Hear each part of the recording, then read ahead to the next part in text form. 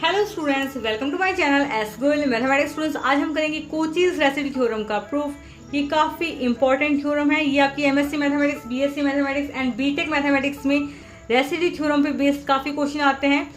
सो students, आप complex analysis नाम की प्लेलिस्ट जरूर चेक करें, वहां पर आपको कोचीज रेसिड्यू थ्योरम पे बेस्ड क्वेश्चन भी मिल जाएंगे। तो चलिए सबसे पहले इसका स्टेटमेंट देख लेते हैं। तो देखिए statement, if fz is analytic within and on a closed contour C, यानी कि जो हमारे पास फंक्शन है fz वो एनालिटिक है क्लोज कंटूर के अंदर भी और क्लोज कंटूर के ऊपर भी। Okay, except at a finite number of poles, यानी कि जो हमारे पास फंक्शन है वो ये जो फाइनाइट नंबर ऑफ पोल्स होंगे कंटूर के अंदर, उन पर फंक्शन हमारे पास क्या है, एनालिटिक नहीं है। ठीक है, then integration C F Z D Z क्या होता है, integration C F Z D Z की वैल्यू होती है 2 pi iota sum of residue of F Z at its poles with in C, यानी कि जो हमारे पास पोल्स होंगे उनका रेसिड्यू का हमें क्या करना है, सम करना है, और मल्टीप्लाई बाई 2 पाई आयोटा, यानी कि 2 pi iota multiply by sum of residue of F Z at its poles. Okay, जो पोल्स होंगे एफ जेड के उनका जो हम रेसिड्यू निकालेंगे उनका हम सम करेंगे, मल्टीप्लाई बाई 2 पाई आयोटा करेंगे, तो वो इक्वल होता है integration C F Z D Z के। सिंपल। ओके, इसको आप इस प्रकार भी लिख सकते हैं, integration C F Z D Z equals to 2 pi iota summation में आर इक्वल्स टू 1 से लेकर N residue z equals to Z R, यानी कि z इक्वल्स टू z1 हो सकता है, z2 हो सकता है, z3 हो सकता है and so on. Residue z equals to Z R, यानी कि पोल्स होंगे जैसे z1 हो गया, z2 हो गया, z3 हो गया, z4 हो गया, तो कहां तक जाएगा, zn तक। तो सबसे पहले हम क्या कर लेते हैं, डायग्राम ड्रॉ कर लेते हैं। तो चलिए स्टूडेंट, सबसे पहले डायग्राम ड्रॉ करते हैं। तो हमारे पास फंक्शन है एफ जेड जो कि एनालिटिक है with in a closed contour C. तो सबसे पहले हम एक क्लोज कंटूर बना लेते हैं। तो ये हो गया हमारे पास क्लोज कंटूर, ये हो गया हमारे पास क्लोज कंटूर सी, जिसकी हम डायरेक्शन ले रहे हैं anti clockwise. Simple. Except a finite number of poles, then F function F Z analytic है एक क्लोज कंटूर सी में, except a finite number of poles. तो सबसे पहले हमें क्या चाहिए होंगे, पोल्स चाहिए होंगे। तो मान लीजिए ये हमारे पास z1 ये एक पोल हो गया, z2 ये एक पोल हो गया, z3 ये एक पोल हो गया, इसी प्रकार चलते जाएगा। ये हमारे पास क्या हो जाएंगे, zn पोल होंगे। ठीक है, इसमें हमारे पास क्या होंगे, zn पोल होंगे। ओके, अब ये जो हमारे पास z1 पोल है इसके अराउंड हम एक सर्कल ड्रॉ कर देते हैं। ठीक है, ये सर्कल ड्रॉ कर दिया। z2 के अराउंड भी हम सर्कल ड्रॉ कर देते हैं, और ये जो हमारे पास सर्कल है इसको नाम दे देते हैं C1, और इसकी डायरेक्शन है हमारे पास क्लॉकवाइज। ठीक है, ये हमारे पास C1 सर्कल है, इसकी डायरेक्शन है क्लॉकवाइज। ठीक है, घड़ी की दिशा में। और ये जो हमारे पास Z2 है इसके ऊपर जो हमने सर्कल ड्रॉ किया है इसको नाम दे देते हैं C2, इसकी डायरेक्शन भी है हमारे पास क्लॉकवाइज। ये हमारे पास हो गया Z3, इसकी डायरेक्शन भी है हमारे पास क्लॉकवाइज, और इस सर्कल का नाम है C3। Zn के ऊपर भी हम एक सर्कल ड्रॉ कर रहे हैं। इसकी डायरेक्शन भी क्या हो जाएगी, बताओ। तो देखिए स्टूडेंट्स, अब हम यूज करेंगे extension of Cauchy's integral theorem का। इसके अनुसार यदि हमारे पास एक क्लोज कर्व सी है और जिसकी डायरेक्शन हमारे पास क्या है, एंटी क्लॉकवाइज, और इस क्लोज कर्व सी के अंदर हमारे पास क्लोज कर्व है C1, C2, C3 से लेकर Cn, जो कि लाई करते हैं विद इन सी, है ना। इस ये जो हमारे पास क्लोज बड़ा वाला क्लोज कर्व सी है इसके अंदर हमारे पास C1, C2, C3 से लेकर Cn क्लोज कर्व लाई करते हैं। तो जो हमारे पास फंक्शन है वो इस रीजन में, ये जो व्हाइट वाला रीजन था जिसमें हमने डॉट डॉट कर दिया है, इस रीजन में हमारे पास फंक्शन क्या होगा, एनालिटिक होगा। स्टूडेंट्स, जो ये पोल्स हो गए जैसे z1 हो गया, z2 हो गया, z3 हो गया, z4 से लेकर ये जो zn हमारे पास पोल्स हैं, इन पर फंक्शन हमारे पास क्या है, एनालिटिक नहीं है। सो स्टूडेंट्स, हमारे पास फंक्शन इन पोल्स के अलावा ये जो हमारे पास सारा रीजन है इसमें हमारा फंक्शन क्या है, एनालिटिक है। तो अब हम इसमें यूज करेंगे extension of Cauchy's integral theorem का स्टेटमेंट। तो आप लिखेंगे by extension of Cauchy's integral theorem.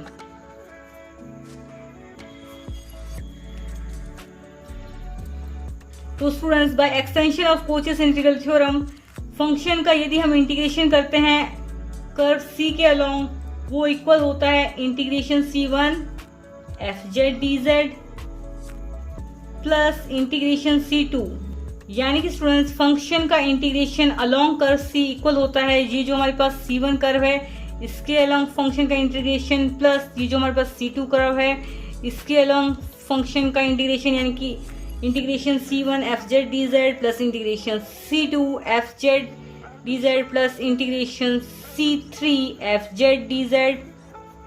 इसी प्रकार ये चलता जाएगा इंटीग्रेशन C4 FZ dz से लेकर हमारे पास कितने कर्व हैं Cn, तो ये हो जाएगा इंटीग्रेशन Cn FZ dz। अब हम यूज करेंगे, क्या यूज करेंगे बताओ क्या यूज करेंगे? अब हम यूज करेंगे कोची की रेसिड्यू थ्योरम का। तो आप इसे कैसे लिखेंगे वो मैं आपको बता देती हूँ। आपको कुछ इस प्रकार लिखना है, लेट C1 C2 C3 से लेकर Cn be the circles having centre Z1 Z2 से लेकर Zn। तो ये हो गया हमारे पास C1 C2 C3 से लेकर Cn सर्कल्स, और हैविंग सेंटर्स क्या है Z1 Z2 Z3 से लेकर Zn, and radius is so small that they lie with in the close curve C without overlapping, यानी कि यहाँ इनकी रेडियस बहुत ही छोटी है और ये क्लोज कर्व C के अंदर लाई करते हैं, ठीक है, विदाउट ओवरलैपिंग, यानी कि एक दूसरे के ऊपर नहीं चढ़ रही है, ठीक है, थोड़े दूर दूर हैं one another. Then function FZ is analytic within the region enclose by the curve C and these circles, यानी कि फंक्शन हमारे पास कहाँ एनालिटिक है, यहां पर आप जान सकते हैं ये except finite number of poles, यहाँ पर हमारे पास जो भी व्हाइट वाला रीजन है इसमें हमारा फंक्शन क्या है एनालिटिक है। इसके बाद आप यूज करेंगे extension of Cauchy's integral theorem. इसका स्टेटमेंट है integration C FZ dz equals to function का C1 कर्व के along integration function of FZ का C2 कर्व के along integration plus function Z का C3 कर्व के अलोंग इंटीग्रेशन।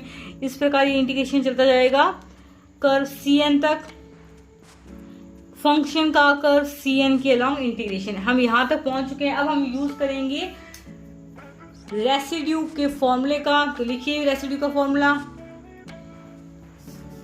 तो आप लिखेंगे by definition of residue. Residue मान लीजिए हमें निकालना है, कोई ए पॉइंट है उस पर z इक्वल्स टू ए पर निकालना है मान लीजिए रेसिड्यू। तब कैसे निकालेंगे 1/2 पाई आयोटा, मान लीजिए कोई कर्व है हमारे पास C मान लीजिए, तो ये क्या हो जाएगा FZ, फंक्शन हमारे पास क्या है FZ dz, ठीक है। अब यहाँ पर देखिए स्टूडेंट्स, इसको मैं इस प्रकार लिख सकती हूँ integration C FZ dz equals to 2 pi iota residue at z equals to a। Simple, एकदम सिंपल है। अब यहाँ पर देखिए स्टूडेंट्स हमारे पास है इंटीग्रेशन C1 FZ dz, ठीक है। तो यहाँ पर हम यूज करेंगे इस वाले फॉर्मूले का, तो ये हो जाएगा हमारे पास देखिए इंटीग्रेशन कर्व यहाँ पर C है, यहाँ पर हमारे पास कर्व क्या है C1, तो ये क्या हो जाएगा इंटीग्रेशन C1 FZ dz। तो लिख ही देती हूँ मैं, देखिए तो हमारे पास इंटीग्रेशन C1 FZ dz किसके इक्वल हो जाएगा 2 pi iota residue z equals to, यहाँ पर सेंटर हमारे पास क्या था C1 का सेंटर क्या था residue eight Z1, C1 curve में हमारे पास सेंटर क्या था Z1, तो residue at z equals to Z1, ठीक है।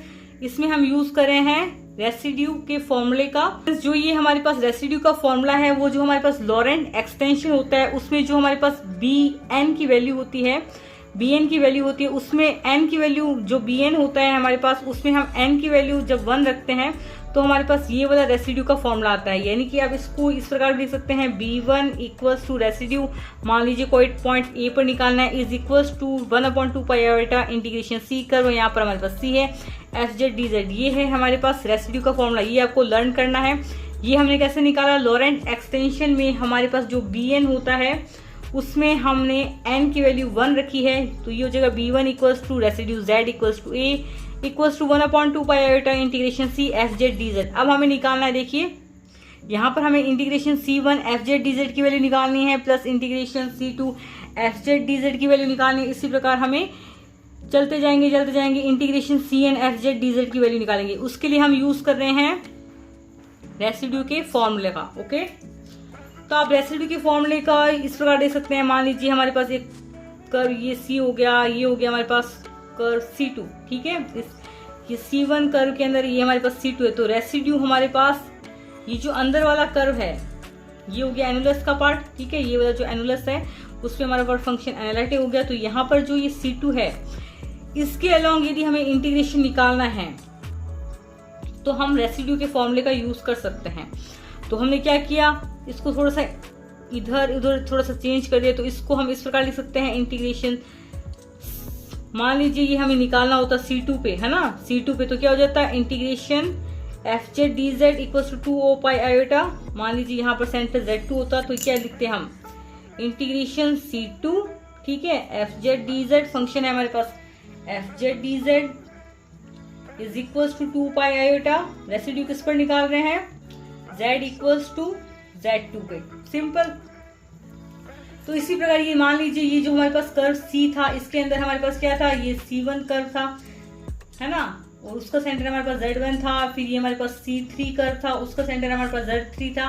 तो यहाँ पर हमारे पास फंक्शन इस एनुलस में ही, तो मान लीजिए ये दो नहीं है तो इस एनुलस है, इसमें ही तो हमारे पास फंक्शन एनालिटिक है ना। और रेसिड्यू हम इसके जो अंदर वाले कर्व हैं इस पर बिल्कुल निकाल सकते हैं। तो अब देख सकते हैं हमारे पास रेसिड्यू एट C1 कर्व के अलोंग ये आ रहा है, C2 कर्व के अलोंग हमारे पास रेसिड्यू ये आ रहा है। इसी प्रकार C3 FZ integration of C3 FZ DZ क्या हो जाएगा हमारे पास 2 पाई आयोटा। ये देखिए 2 पाई आयोटा, ये हमने निकाला ना 2 पाई आयोटा। रेसिड्यू किस पर, Z इक्वल्स टू सेंटर क्या है हमारे पास Z3, यानी कि पोल है हमारे पास Z3, उस पर हम रेसिड्यू निकालेंगे। इसी प्रकार चलते चलते हम कहाँ तक पहुंच जाएंगे, Cn तक पहुंच जाएंगे। तो पहुंचे Cn तक, चलते चलते हम पहुंच जाएंगे Cn। तो ये हो जाएगा integration Cn FZ dz equals to 2 pi iota residue at Z equals to pole हमारे पास क्या है Zn, residue at Z equals to Zn। तो अब ये जो हमारे पास सारी की सारी वैल्यू आई है इंटीग्रेशन C1 FZ dz की, इंटीग्रेशन C2 FZ dz की, इंटीग्रेशन C3 FZ dz की, इंटीग्रेशन C4 FZ dz की, है ना, ये वाली सारी वैल्यू आई है। इसको मान लेते हैं हम डायरेक्ट, इन सभी को मान लेते हैं हम इक्वेशन फर्स्ट। अब इक्वेशन फर्स्ट की वैल्यू हम रखेंगे इक्वेशन फर्स्ट स्टार में। तो आप लिखेंगे पुटिंग वैल्यू ऑफ, लिखेंगे put value equation first in, put value of equation first in equation first star. तो वैल्यू रखिए इंटीग्रेशन C1 की, तो ये हो जाएगा integration C FZ dz equals to, ये क्या हो गया 2 pi iota Z1 residue at Z equals to Z1 plus 2 pi iota residue Z equals to Z2, ये हो गया plus 2 pi iota residue Z equals to Z3 plus 2 pi iota residue Z equals to Z4। इसी प्रकार हम चलते जाएंगे, last में हमारे पास क्या आएगा 2 pi iota residue at Z equals to Zn। इसमें कॉमन क्या आ रहा है 2 पाई आयोटा, फिर क्या कॉमन आ रहा है residue at Z equals to Z1। तो इसको हम इस प्रकार लिख सकते हैं residue Z equals to Z1 plus residue Z equals to Z2 से लेकर ये हो जाएगा residue Z equals to Zn। Simple, यहां तक आप पहुंच गए होंगे। अब क्या करेंगे देखिए, इसको आप नोट कर लीजिए आसानी से।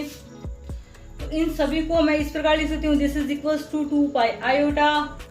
इसको मैं समीशन में लिख देती हूँ, समीशन में R मान लेते हैं वैल्यू R इक्वल्स टू 1 से लेकर n तक ही जा रहा है, residue Z equals to ZR, यानी कि R की वैल्यू 1 रखेंगे तो ये हो जाएगा residue Z equals to Z1, R की वैल्यू 2 रखेंगे तो ये हो जाएगा residue Z equals to Z2, R की वैल्यू 3 रख देंगे तो हो जाएगा प्लस में residue Z equals to Z3। ठीक है, ये प्लस में चलता जाएगा, residue Z equals to Z1 plus residue Z equals to Z2 plus, ठीक है, ये वाली वैल्यू आएगी।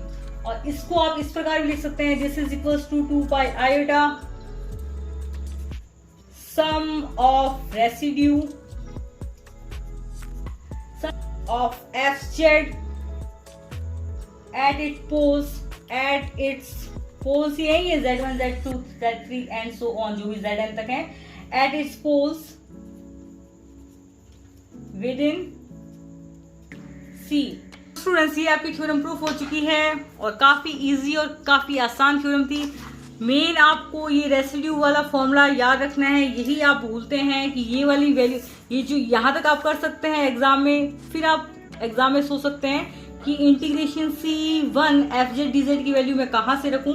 तो आपको ये रेसिड्यू का फॉर्मूला याद होना चाहिए, ठीक है, जो कि हम लॉरेंट की सीरीज से निकालते हैं। नोटिस पॉइंट स्टूडेंट, जो हम लॉरेंट सीरीज से जो रेसिड्यू का फॉर्मूला निकालते हैं, लॉरेंट सीरीज में जो हम Bn में n=1 रखकर जो हम लॉरेंट सीरीज में रेसिड्यू का फॉर्मूला निकालते हैं, वो आपको लर्न करना है। सिंपल पोल पर रेसिड्यू कैसे निकालते हैं, डबल पोल पर रेसिड्यू कैसे निकालते हैं, इनफाइनाइट पोल पर रेसिड्यू कैसे निकाल सकते हैं, वो सभी आपको वीडियो कॉम्प्लेक्स एनालिसिस नाम की प्लेलिस्ट में मिल जाएंगी। वीडियो पसंद आए तो लाइक जरूर करें, कमेंट जरूर करें and subscribe to S Goyal mathematics. Comment जरूर करें, आपके कमेंट से हमें मोटिवेशन मिलता है नेक्स्ट वीडियो बनाने का। तो ये आपका काफी इंटरेस्टिंग थ्योरम थी और काफी मजा आया मुझे पढ़ाते हुए। आपको कैसा लगा मुझे कमेंट बॉक्स में आप बता सकते हैं। Thanks for watching this video by S Goyal mathematics. Thank you very much. Thank you.